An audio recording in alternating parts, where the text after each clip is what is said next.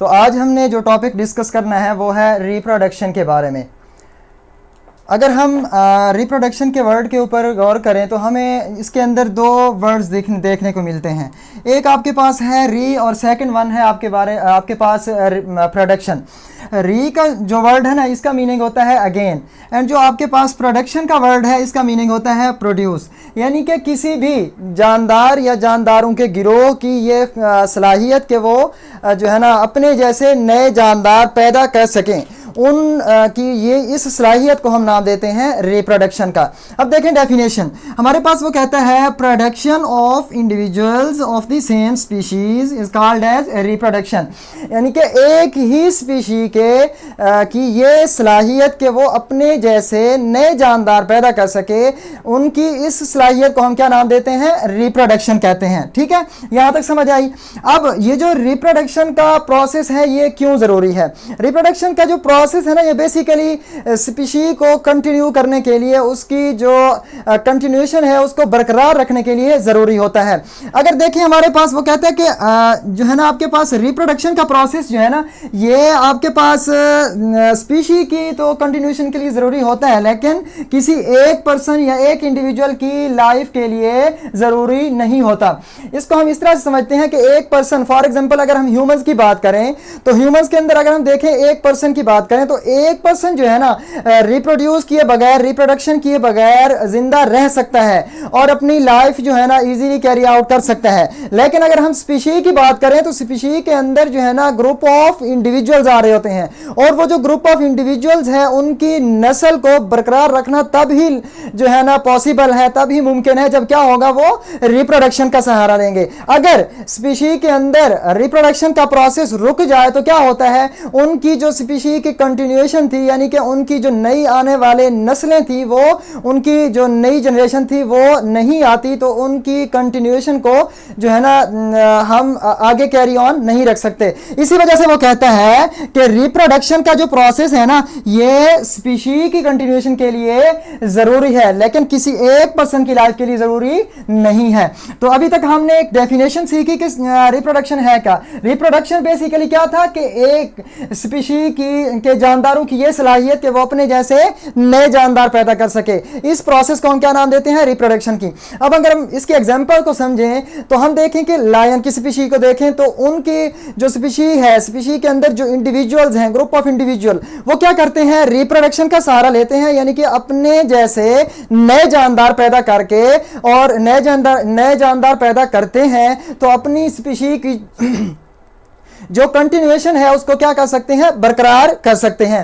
ठीक है, आगे जो एक वर्ड हमें एक जो है ना सेंटेंस देखने को मिलता है, वो कहता है कि transfer of genetic material from parents to offspring.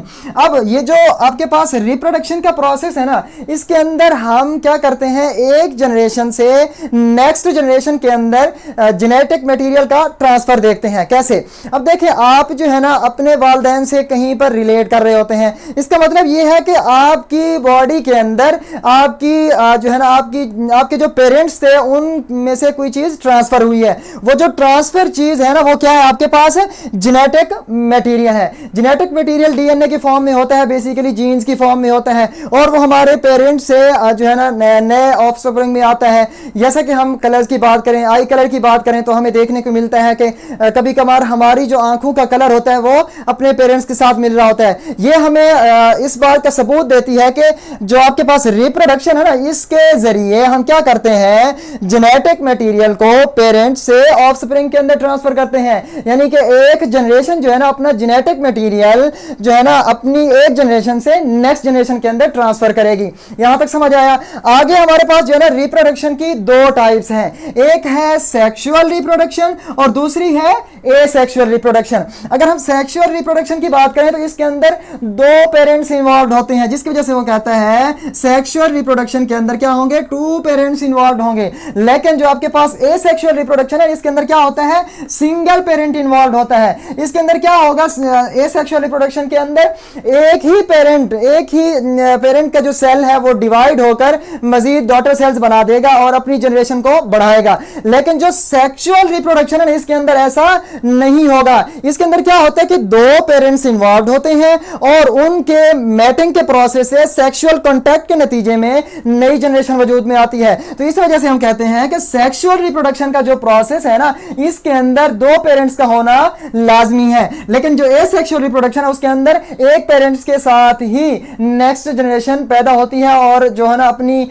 Species के कंटिन्यूएशन को बरकरार रखते हैं। यहां तक समझ आया। आगे जो दूसरा पॉइंट है ना सेक्सुअल रिप्रोडक्शन के अंदर, वो कहता है कि सेक्सुअल रिप्रोडक्शन के अंदर गैमीट्स की फॉर्मेशन होती है। अब देखें गैमीट्स क्या है। गैमीट्स जो है बेसिकली आपने सुना होगा स्पर्म्स होते हैं, एग्स होते हैं। तो ये जो आपके पास जब टू पेरेंट्स मैटिंग का प्रोसेस करते हैं तो उसके नतीजे में जो फादर की बॉडी होती है वहां से स्पर्म आता है और जो मदर की बॉडी होती है वहां से एग आता है। वही जो दरअसल क्या होते हैं आपके पास गैमीट्स होते हैं कि स्पर्म और दूसरा एग, इनकी फॉर्मेशन का जो प्रोसेस है ना ये हमें सिर्फ सेक्सुअल रिप्रोडक्शन के अंदर देखने को मिलता है। क्यों? क्योंकि इसके अंदर क्या है, दो पेरेंट्स इन्वॉल्व हैं। लेकिन यहां पर क्या होता है, क्योंकि सिंगल पेरेंट इन्वॉल्व होता है, सिर्फ एक ही पेरेंट होता है, जिसकी वजह से हमें गैमीट की फॉर्मेशन नहीं देखने को मिलती। इस वजह से हम कहते हैं कि गैमीट जो होते हैं ना वो किस प्रोसेस के अंदर देखने को मिलते हैं,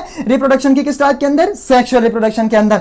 लेकिन जो एसेक्सुअल रिप्रोडक्शन है वहां पर गैमीट्स की फॉर्मेशन नहीं होती। अब देखिए हमारे पास क्योंकि सेक्सुअल रिप्रोडक्शन के अंदर गैमीट्स बन रहे हैं, स्पर्म और एग बन रहे हैं, फादर की बॉडी से स्पर्म आ रहा है और मदर की बॉडी के अंदर एग बन रहा है। तो जब जो है ना गैमीट्स बन रहे हैं तो इनकी फ्यूजन भी होती है। अब एग और स्पर्म के मिलने का जो प्रोसेस है ना, उनके फ्यूज होने का प्रोसेस, उसको हम कहते हैं फर्टिलाइजेशन, यानी कि fusion of the gametes is known as fertilisation. तो क्योंकि स्पर्म और एग यानी कि गैमीट्स यहां पर बन रहे हैं तो उसके नतीजे में हमें यहां पर फर्टिलाइजेशन का प्रोसेस देखने को मिलता है। लेकिन क्योंकि आपके पास एसेक्सुअल रिप्रोडक्शन के अंदर ये गैमीट्स की फॉर्मेशन नहीं थी, तो जिसकी वजह से हमें फर्टिलाइजेशन का प्रोसेस यानी कि फ्यूजन ऑफ गैमीट्स का प्रोसेस देखने को नहीं मिलता। अब आ जाए, ये हमारे पास जो है ना स्पर्म और एग के मिलने की वजह से फर्टिलाइजेशन हो रही थी। अब देखें जब स्पर्म आता है फादर की बॉडी से और एग आता है मदर की बॉडी से, तो उसके नतीजे में हम कुछ कैरेक्टर्स जो है ना मदर की बॉडी से ले रहे होते हैं और कुछ कैरेक्टर्स हम फादर की बॉडी से ले रहे होते हैं, जिसकी वजह से हमारी जो बॉडी बनती है उसके अंदर हमें वेरिएशंस देखने को मिलती हैं, तब्दीलियां देखने को मिलती हैं। यानी कि हम कुछ तो पेरेंट्स के साथ सिमिलर दिखाई देते हैं, कुछ चीजें कुछ खसूसियात ऐसी होती हैं जिनके अंदर हम उनसे रिलेट कर रहे होते हैं, लेकिन बहुत सारी जो है ना हमारे अंदर वेरिएशंस आ जाती हैं, तब्दीलियां आ जाती हैं। किस प्रोसेस के अंदर? सेक्सुअल रिप्रोडक्शन के अंदर। लेकिन यहां पर गैमीट्स की फॉर्मेशन नहीं थी, गैमीट्स की फ्यूजन नहीं थी। इस वजह से हमें जो है ना यहां पर जेनेटिक वेरिएशन, जेनेटिकली कोई तब्दीलियां नजर नहीं आती। इसके बाद जो है ना अगर हम इसकी एग्जाम्पल की बात करें सेक्सुअल रिप्रोडक्शन की, सेक्सुअल रिप्रोडक्शन बेसिकली जो है ना ये आपको हायर एनिमल्स के अंदर, हायर जो एनिमल्स हैं लाइक ह्यूमंस हो गए, लाइक लायंस हो गए, काऊ की फैमिली हो गई, इनके अंदर आपको जो प्रोसेस देखने को मिलता है रिप्रोडक्शन का वो कौन सा होता है? Sexual reproduction. लेकिन जो ही हम सिंपलर ऑर्गेनिज्म की तरफ जाते हैं लाइक इन्वर्टेब्रेट्स हो गए, और इन्वर्टेब्रेट्स में भी सिंपल इन्वर्टेब्रेट्स, और इसी तरह जो है ना माइक्रो ऑर्गेनिज्म लाइक बैक्टीरिया की अगर हम बात करें और प्लेनेरिया की बात करें, तो उनके अंदर आपको कौन सा प्रोसेस देखने को मिलता है? एसेक्सुअल रिप्रोडक्शन का। लेकिन जो आपके पास सेक्सुअल रिप्रोडक्शन था वो कहां पर देखने को मिल रहा था? हायर एनिमल्स के अंदर। टॉपिक के रिलेटेड कोई भी क्वेश्चन है तो आप बगैर किसी रेस्ट्रिक्शन के, बगैर किसी दबाव के, बगैर सोचे आप पूछ सकते हैं और मैं इंशाअल्लाह आपको तमाम क्वेश्चंस का रिप्लाई करूंगा। जज़ाकल्लाहु खैरा।